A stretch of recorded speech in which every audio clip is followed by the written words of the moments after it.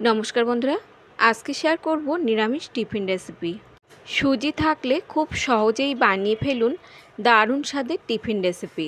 তো চলুন শুরু করা যাক আজকের রেসিপি। তো বন্ধুরা, খুবই সহজ একটা রেসিপি, মাত্র 5 মিনিটে তৈরি হয়ে যাবে। তার জন্য প্রথমেই আমাদের লাগবে সুজি। আমি এখানে মেজারিং কাপ মেপে 1 কাপ মতো সুজি নিয়ে নিলাম। আপনারা কোনো বাটি বা কাপ মেপে সুজিটা নিয়ে নিতে পারেন। তার মধ্যে স্বাদ মতো লবণ দিয়ে প্রথমে খুব ভালোভাবে মিশিয়ে নিতে হবে। তারপর যোগ করে দিচ্ছি হাফ কাপ মতো টক দই।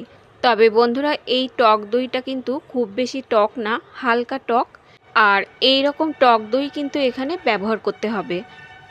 এবার প্রথমে সুজির সঙ্গে টক দইটা খুব ভালোভাবে মিশিয়ে নিয়ে তারপর এখানে অল্প অল্প করে জল দিতে হবে। প্রথমে মেজারিং কাপ মেপে আমি 1 কাপ মতো জল দিলাম। তারপর আরও দিয়ে দিচ্ছি হাফ কাপ মতো জল। এবার খুব ভালোভাবে মিশিয়ে নিয়ে কিছুক্ষণ ঢাকা দিয়ে এটাকে আমরা রেস্টে রেখে দেব।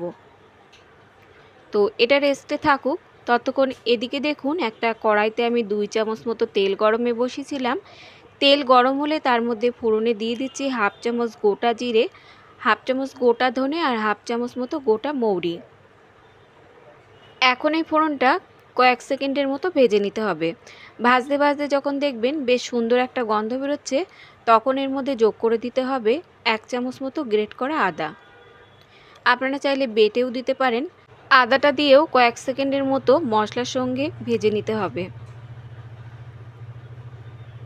এবার এর মধ্যে যোগ করে দিচ্ছি আমি হাফ চামচ মতো হলুদ গুঁড়ো, আর কালারের জন্য দিচ্ছি হাফ চামচ মতো কাশ্মীরি লাল লঙ্কার গুঁড়ো, আর 3টে দিচ্ছি কোচানো কাঁচা লঙ্কা।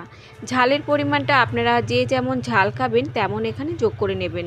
রোজ রোজ রুটি তরকারি খেতে ইচ্ছে না করলে এই রেসিপিটা বন্ধুরা আপনারা তৈরি করে নিতে পারেন। বানানো কিন্তু একদমই সহজ।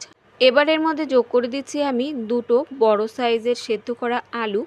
আলু দুটোকে আমি গ্রেট করে রেখেছিলাম। আপনারা চাইলে হাত দিয়েও ভেঙে নিতে পারেন, তবে খেয়াল রাখতে হবে যেন কোনো রকম দলা এর মধ্যে না থাকে। এখন হাই হিটে রেখে আলু এই মশলার সঙ্গে 1 থেকে 2 মিনিটের মতো ভেজে নিতে হবে। ভেজে নেবার পর এখন এর মধ্যে যোগ করে দিচ্ছি আমি 5 থেকে 6টা কুচানো কারি পাতা। কারি পাতাটা আপনারা চাইলে তেলের উপরেও দিতে পারেন। এবার এর মধ্যে যোগ করে দিচ্ছি স্বাদ মতো লবণ, আর যোগ করে দিচ্ছি হাফ চামচ ভাজা জিরের গুঁড়ো আর হাফ চামচ ভাজা ধনের গুঁড়ো।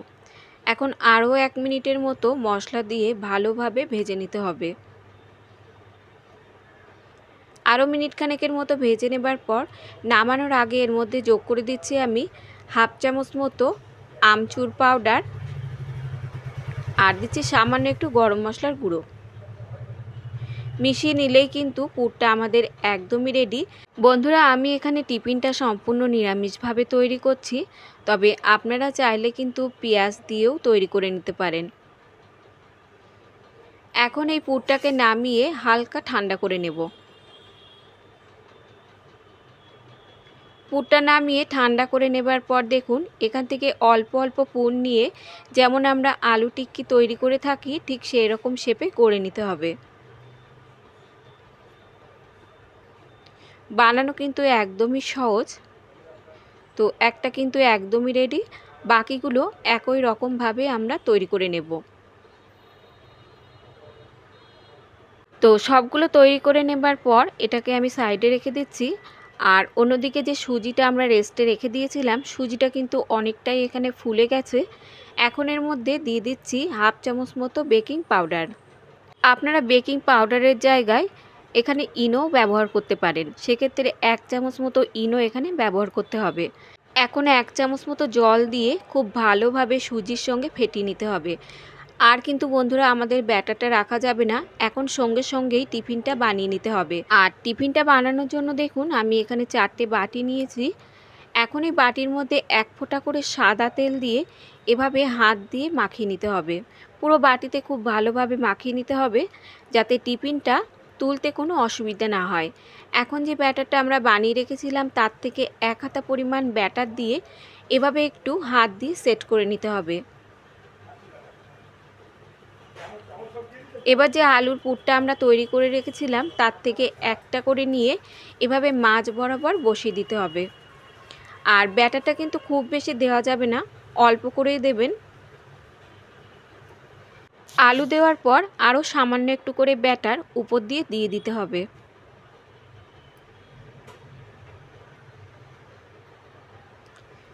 উপর দিয়ে ব্যাটার দেওয়ার পর আবারও ঠিক এরকমভাবে হাত দিয়ে একটু সেট করে নিতে হবে। অন্যদিকে দেখুন, একটা কড়াইতে আমি বেশ কিছুটা জল গরমে বসিয়েছিলাম, তার উপরে একটা স্ট্যান্ড দিয়ে আমি দিয়ে দিচ্ছি একটা থালা। আর থালার উপরে এখন এই বাটিগুলো বসিয়ে মাত্র 5 মিনিটের মতো ভাপিয়ে নিলেই কিন্তু টিফিনগুলো একদম রেডি হয়ে যাবে। 5 মিনিটের বেশি কিন্তু সময় লাগবে না। এখন লো টু মিডিয়াম হিটে রেখে 5 মিনিটের মতো ভাপিয়ে নেব। মিনিট 5 পর আমি আপনাদের দেখাচ্ছি, দেখুন টিফিনগুলো কিন্তু একদমই রেডি। যেমন হবে জালিদার আর খেতেও হবে দুর্দান্ত স্বাদের। আমি কয়েকটা মোল্ডেও তৈরি করে নিয়েছিলাম। আর এই টিফিনগুলো কিন্তু একটু ঠান্ডা হলেই দেখুন খুব সহজে উঠে আসবে। কোনো রকম ছুরি বা চামচ দিয়ে কিন্তু তোলার দরকার নেই। আর বাটিতে যেগুলো তৈরি করেছিলাম সেগুলোও দেখুন ঠান্ডা হয়ে যাবার পর খুব সহজেই উঠে আসছে। বন্ধুরা, এই নিরামিষ টিফিনগুলো কিন্তু আপনারা শুধুও খেতে পারেন, তাছাড়া টমেটো কেচাপ কিংবা কোনো চাটনির সঙ্গেও কিন্তু সার্ভ করতে পারেন। খেতে কিন্তু দারুণ হয়, বাচ্চাদের টিফিনেও আপনারা তৈরি করে দিতে পারেন। এখন আমি আপনাদের একটা কেটে দেখাচ্ছি, দেখুন ভিতরটা একদমই পুড়ে ভরা আর একদমই হবে নরম তুলতুলে। তো রোজ রোজ রুটি পরোটা খেতে ভালো না লাগলে এই টিফিন রেসিপিটা আপনারা বানিয়ে দেখতে পারেন। তো বন্ধুরা, আজকের এই রেসিপি যদি আপনাদের ভালো লাগে একটা লাইক আর সাবস্ক্রাইব করে আমার পাশে থাকার অনুরোধ রইল। আজ তাহলে এই পর্যন্ত বন্ধুরা, দেখা হবে অন্য কোনো রেসিপির সঙ্গে। ততক্ষণ সুস্থ থাকবেন, ভালো থাকবেন।